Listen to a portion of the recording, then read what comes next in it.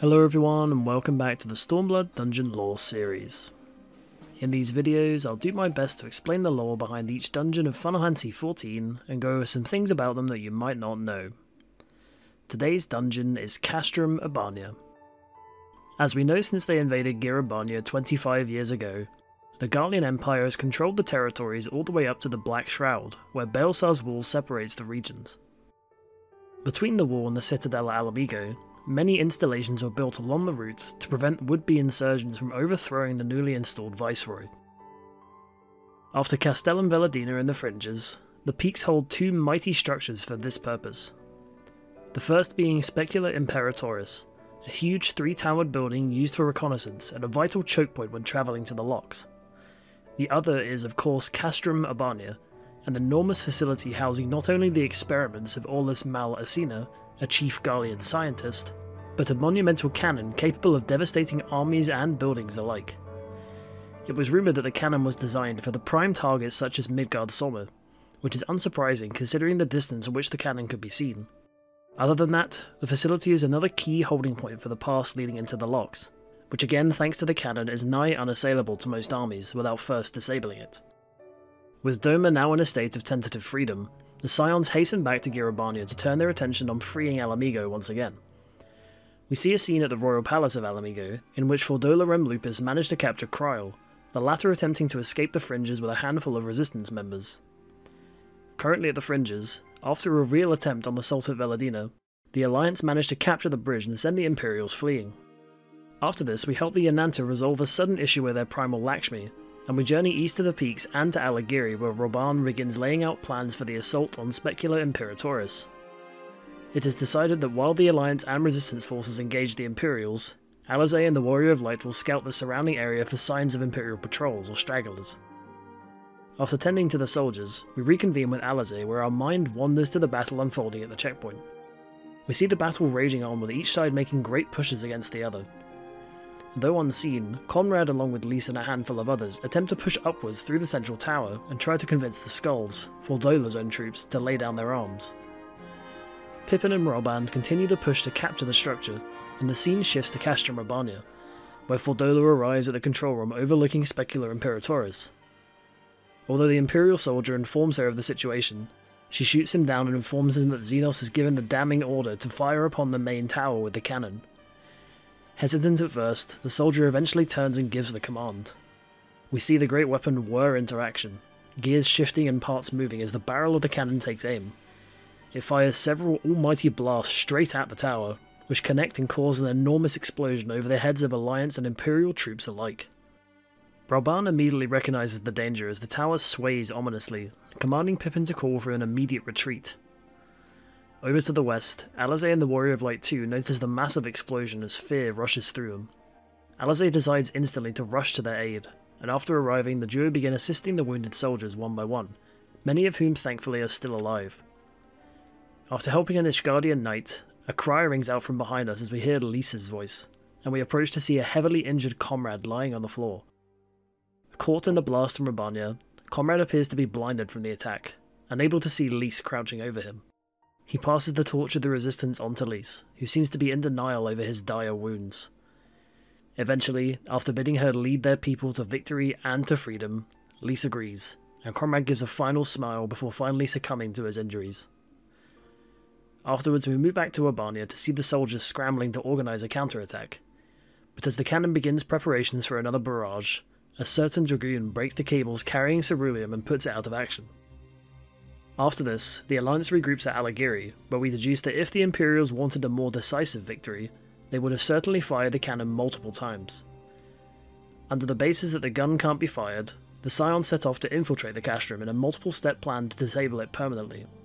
From a vantage point near Njunkrev's Hope, we see smoke rising from the Castrum which confirms our suspicions, and again make our way past Specula Imperatoris to Radiata, a small village north of the Castrum where a hidden contact of the Resistance awaits us.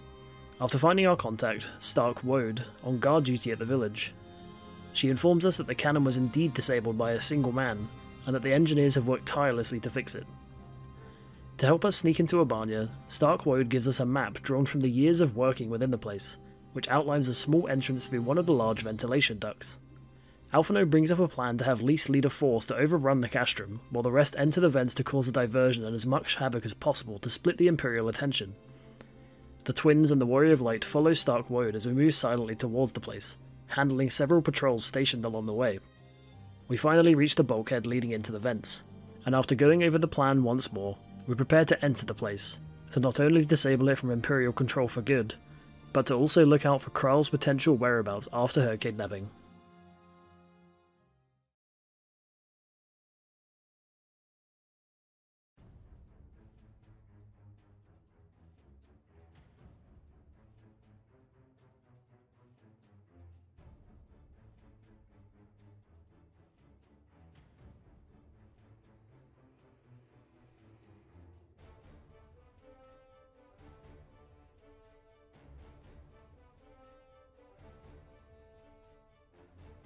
We arrive on one of the hallways after exiting the ventilation ducts, proceeding deeper into the Castrum to try and unleash chaos within the place.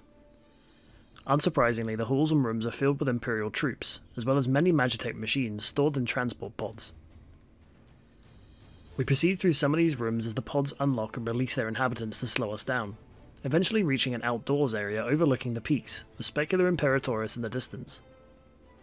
Circling back inside after we defeat the Bit station here, we make it past the storage area to terrestrial weaponry, where a 3-wheeled Magna Rotor awaits us.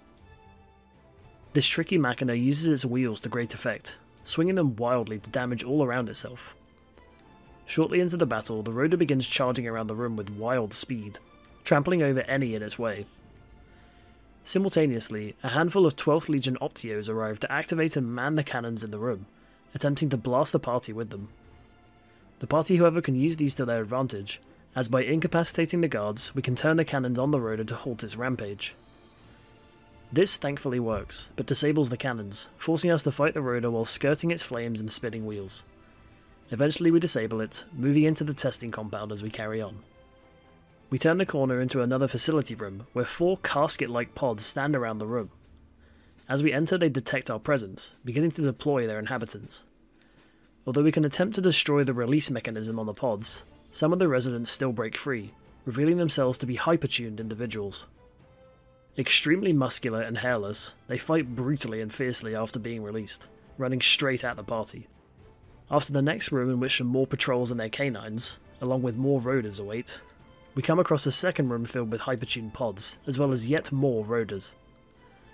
Once these have been handled, we turn the corner to reach Project Aegis, finding a tall man awaiting us. This is number 24, an experiment of Aulus Mal Asina, named as such for being the 24th subject in said experiment, and the first to live to tell the tale. It's important to note that Garleans are not born with the ability to manipulate ether like many others, and so magics are all but a dream to most of them. This test subject, however, is taken to the infusions given by Aulus, now being able to cast a variety of elemental magics on the party. It uses lightning powers to call down large bolts of thunder, requiring the group to absorb the worst of the blast instead of having it spread across the arena. Afterwards it moves on to using flames, blasting out cones of heat from itself and again forcing the party together to soak the damaging spells as one. Lastly, it brings forth powers of ice, launching many icicle spears across the room and showering the party with a crashing blizzard. After finally taking down this shocking opponent, a nearby pod begins to traverse the rail as we move on to the central compound and the deepest area of the Castrum. We find ourselves outside once again on the long bridge to the main command area of the Castrum, and the defences put in place unleash all the stops as we proceed. The pod from before moves slowly underneath us as a transport vessel unleashes several Magitech machines at us, along with the patrols already stationed upon the bridge. As we move on, the pod reaches the far side and moves inside the facility, and we find ourselves held up by a second transport vessel. Afterwards we head into the final rooms of the place, finding a Magitech Colossus guarding this deepest chamber, and after he falls, we reach the assessment grounds, where Aulus and his experiments are known to engage in rigorous tests.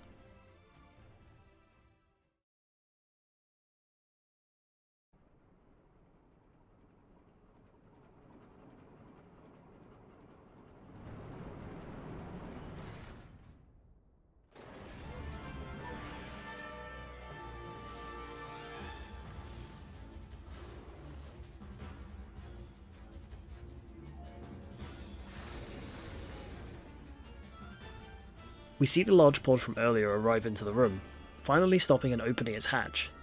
From it bursts an enormously overgrown abomination that leaps into the arena, ready to blindly attack any with its huge arms. Inferno, the creature in question, was born from an accidental mishap involving the development of synthetic muscle growth, and as we can see by the giveaway third eye upon its head, some part of the monster was once a Garlean test subject. Now however, the creature is blinded by rage, and empowered by its hypertuning, and wastes no time attempting to slice the party with Rahu and Ketu, its huge bladed arms. It slashes the tanking party member with Ketu, and unleashes powerful blasts with Rahu. Soon after the fight starts, a watching Magitech scientist calls Inferno to the injector at the edge of the arena, where it becomes empowered, causing its arm to bulge and grow in strength. As it gets stronger, the attacks associated with that arm also grow in power, causing Ketu to heavily bleed its target on hitting it. When injured, Inferno heads to the centre of the arena and unleashes both of its arms' strength, slicing all around and dropping a heavy explosion simultaneously.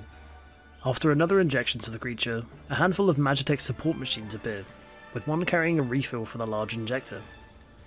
This machine must be stopped before it manages to reach and refill the liquid from the device, otherwise Inferno faces another round of empowerment to its arms, becoming even more dangerous.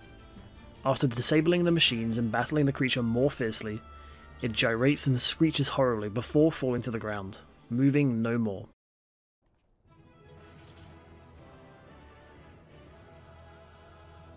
Following our successful assault, we regroup with Elise outside the command room of the Castrum and enter together. Fordola awaits us there, turning as we enter the room. Elise immediately shouts to her, appalled and disgusted by her actions. Fordola admits to giving the command to fire upon Imperatoris, but doubles down, stating that only by proving themselves as fierce can they be free and respected by the Garleans. She tells Lise that the only way to make things happen for them is to pay with their freedom by blood. However, unlike Lise, she means to give the blood of others rather than her own. Lise, however, is still furious and shuts her down, immediately charging at Fordola. The others are surrounded by the troops and a fight breaks out, but this time Fordola fights differently. With a smirk on her face, she easily avoids Lise and Alizé's pincer movement, seeming to teleport with the speed she moves at. She manages to get behind Alizé and cut her down, but after the Warrior of Light breaks through the throng to provide backup, she sees the numbers against her and uses a smoke bomb to escape through the large window. Appearing upon a Magitech flying machine, she calls to the Scions to accept Xenos' invite to the Royal Palace, smirking once again as she takes flights to the locks. Lise looks on angrily, but turns to Alizé to check on her, to which Alphino thankfully assures that she will be okay, but needs a hand moving her. We two provide assistance as we exit the place, knowing that Abania now lies in the hands of the Alliance for good. And that's the end of the story and lore of Castrum Abania, a vital choke point at the peaks, useful for blockading any travelling by land from reaching the Imperial-held Alamigo. Now that it lies in the hands of the Alliance, there seems to be nothing to stop them from finally being within eyesight of the Royal Palace at Alamigo. Questions still remain, however, as the scientist Aulus was nowhere to be seen within Abania, which leaves us wondering where Cryol could be, along with the many other experiments no doubt already in motion awaiting us. I hope you enjoyed this video. If you did, please consider liking it and subscribing to the channel for more Final Fantasy XIV lore, and I'll see you next time for Alamigo.